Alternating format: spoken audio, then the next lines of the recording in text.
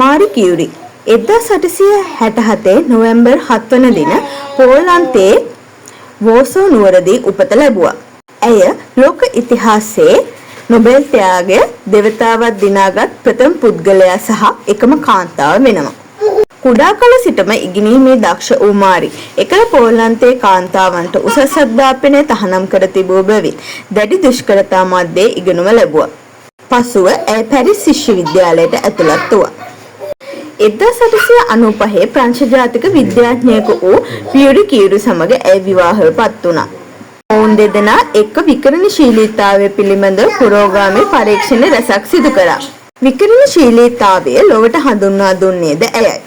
ඇගේ සැමියා සමග එක්ව පොලෝනියම් සහ රේඩියම් යන මූලද්‍රව්‍යයන් සොයාගත්තා. පළමු ලෝක යුද්ධ සමයේ ඇය විසින් ලිටල් කියුරියස් නමින් හැදින් වූ ජංගම එක්ස්රේ ඒකකය නිර්මාණය කර යුද්ධ පිටියේ තුවාල ලැබූ සෙබළුන්ගේ ජීවිත බේරා ගැනීමට කටයුතු කළා.